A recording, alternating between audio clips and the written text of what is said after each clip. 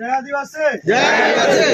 लड़ेंगे जीतेंगे, लड़ेंगे जीतेंगे और लड़ेंगे और जीतेंगे। जोहार बधाने। पहला तो जे ड्राइवरों एकता से एकता ने कल्पेश पटेल सलाम करे से कारण के तमे बताओ બધા એક છે આનંદભાઈનું એક સૂત્ર છે લડેંગે જીતેંગે। એ જ રીતે સોનગઢના યુસુફ ગામિત એમણે પણ હાલમાં ત્યાં ખૂબ મોટી સંખ્યામાં ડ્રાઈવરો ભેગા થયા છે અને આપણી આંદોલનમાં સહભાગી થયા છે। એમનું પણ એ સૂત્ર છે કે ઓર લડેંગે ઓર જીતેંગે। માટે આપણે બધાએ ઘરે જીતવાનું છે। તમને યાદ કરાવી દેમ કે અમે જ્યારે ધરમપુર ખાતે 5 ટાંકી રિવોલ્વિંગ યોજનાની લડાઈની શરૂઆત કરેલી અનંતભાઈની આગેવાનીમાં ત્યારે ઘણા અમને એમ કહેતા કે અનંતભાઈ તો કોંગ્રેસવાળા છે, આ તો તમને છેતરે છે। એ જ વાત તમને પણ કરવા આવશે હમણાં અમુક લોકો। એટલે એવા લોકોથી ચેતીને રહેજો કારણ કે અમને એ જ વાત કરેલી પણ અમે કોઈ દિવસ ભરમાયેલા નહીં। અનંતભાઈની આગેવાનીમાં 16 જેટલી રેલી કરેલી અને સરકારને ઘૂંટણીએ પાડી દીધલી। એક તાકાતથી તમે બધા લડો। કોઈ દિવસ કોઈને મારતો નથી, એ કીડીને પણ નથી મારતો અને કૂતરુંને પણ નથી મારતો, પણ આપણને એ લોકો એવું સમજીને આપણને હેરાન કરે ને તેવાઓને છોડવાના પણ નથી। તમારે બધા નથી। ઘણા માલિકોના આજે ફોન આવ્યા કે તમે ડ્રાઈવરોને ભરમાવો છો, પણ અમે કીધું અમે ડ્રાઈવરોને ભરમાવતા નથી કારણ કે અમે પોતે પણ એક ડ્રાઈવર છે। કારણ કે માલિકો આપણી સાથે એવી વાત કરે હોય પાણી બદલાવ કોઈ ગાડી ધોઈ લાખ, પણ આજે તમારી તાકાત બતાવવાનો સમય છે માલિકને। એ આપણને આદેશ કરે ને આજે તમારે એને આદેશ કરવાનો છે કે ભાઈ અમારી સાથે આંદોલનમાં જોડાઈ જા, નહીં તો આવનાર સમય એ નહીં કે તારે જાતે ડ્રાઈવર બનીને નોકરી કરી। તમામ ડ્રાઈવરોને વિનંતી બધા થઈને 8 તારીખે ધરમપુરમાં બતાવો તાકાત ડ્રાઈવરોની। બધા ડ્રાઈવરોનું લો એક છે બતાવો, કારણ કે આ ફક્ત આદિવાસી સમાજની લડાઈ નથી, આખા દેશના દરેક સમાજમાંથી દરેક ઘરેથી ડ્રાઈવર આવે છે। કારણ કે હું માનું છું મારા ઘરે બી 2 ડ્રાઈવર છે, એ રીતે પોતાના ઘરે બી મારા પપ્પા બી ડ્રાઈવર છે, હું પોતે બી એક ડ્રાઈવર છું। એમ માનીને દરેકના ઘરે ડ્રાઈવર છે એમ માનીને બધા નીકળશો ને તો આ સરકારની શાન આપણે બધા જોઈ શકીએ। એવી જ રીતે યુસુફભાઈએ તાપી જિલ્લામાં પણ 8 તારીખ આપી છે અને આવતીકાલે આપણે ચીખલીમાં જશું અને ચીખલીને પણ કહેશું કે 8 તારીખે આપણે મીટિંગ 3-4 જગ્યાએ કરવાની છે। બધા તૈયાર?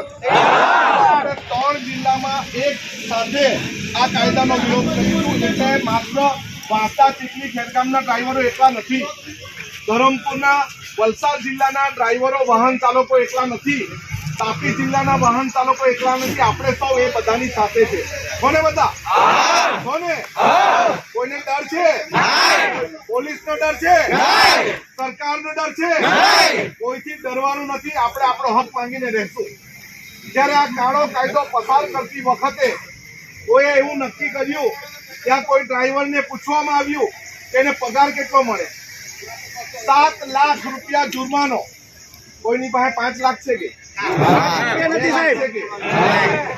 7 લાખનો જુર્માનો અને 10 વર્ષની કેદ, તો 10 વર્ષ પરિવાર શું ખાય? થશે કઈ? ધરમપુરમાં અમે એવું નક્કી કર્યું છે 8 તારીખ સુધી કોઈ ગાડી પર ચડવાનું નથી। ચડવાના છો? કોઈ ગાડી પર ચડવાના છો? પછી વધારે પૈસા આપે તો આપણે ના ના તમને બી નહીં મરવા દઈએ અમે પરિવારને। હું તમે અમને કીધું છે કૂતરાને પણ બચાવો છો, એક કીડીને પણ બચાવો છો। અકસ્માત એટલે એક્સિડન્ટ ને એક્સિડન્ટ શું થાય? અચાનક થતી ઘટના અચાનક થાય છે અને તમે કોઈ વાર કોઈને બચાવવામાં પોતાનો જીવ પણ જોખમમાં નાખી દો છો। ત્યારે આ કાયદામાં સુધારા લાવવા જરૂરી છે કે નહીં? જરૂરી. તો એના માટે લડત ચલાવવાનું છે કે નહીં? કોઈની પણ ઉશ્કેરણીમાં આવીને ચાલો આજે આપણે બંધ કરી નાખીએ એવી રીતે આપણે બંધ નથી કરવાનું.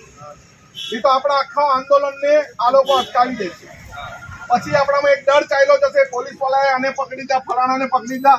કોઈને પણ પકડે કે કોઈને નહીં પકડે, આપણું આંદોલન શાંતિપૂર્વક પહેલે ચાલશે. આવેદન પત્ર આપીશું, સરકારને ચીમકી આપીશું કે 5 દિવસમાં આ કાળો કાયદો પાછો લો, નહીં તો અમે બધા રસ્તા બંધ કરી દઈશું.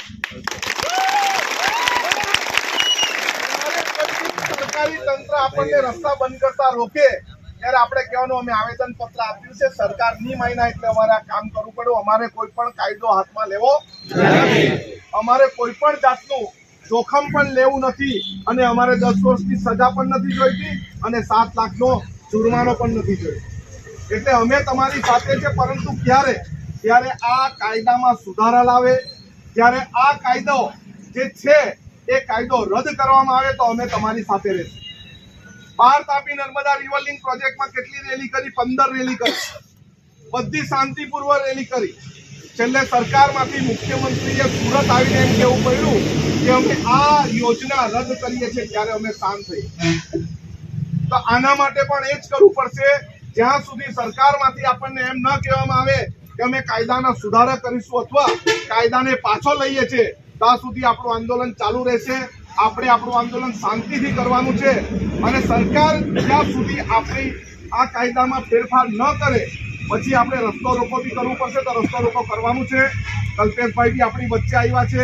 બીજી જગ્યાએ પણ અમારે વાહન ચાલકોની સાથે મીટિંગ કરવાની છે, એટલે અમે જવાના બી છે.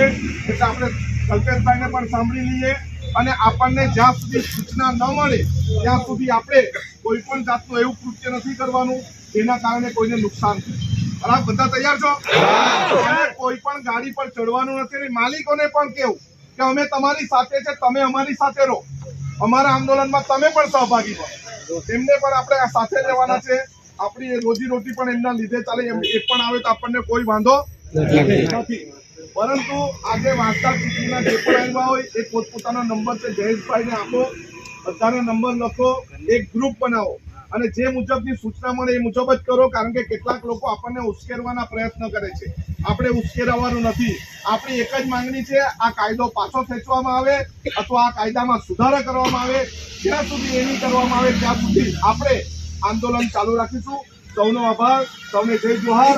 લડેંગે, લડેંગે, जीतेंगे और लड़ेंगे और जीतेंगे और लड़ेंगे। वो बिल ड्राइवरों के विरोध में है, क्योंकि ड्राइवरों को कुछ भी एक्सीडेंट होगा तो उस पर जुर्माना 7 लाख रुपया भरना पड़ेगा। उसके साथ 10 साल की कैद की सजा भी है। जो ड्राइवर 15,000 महीने कमाता है वो कैसे इतने पैसे जुर्माना भरेगा, और उसके साथ 10 वर्ष की उसकी वो सजा मिलेगी, तो उसका परिवार वहाँ पे क्या करेगा, कैसे जिएगा। उसके विरोध में हमें आज यहाँ पे मीटिंग की है। आने वाले दिनों में हम जिला कलेक्टर को आवेदन पत्र देंगे। अगर सरकार नहीं समझी तो हम दरेक हाईवे ब्लॉक करेंगे और सरकार को दिखाएंगे, ड्राइवरों की एकता दिखाएंगे। लेकिन जब तक ये बिल वापस नहीं लिया जाएगा तब तक हम हमारा आंदोलन चालू रखेंगे।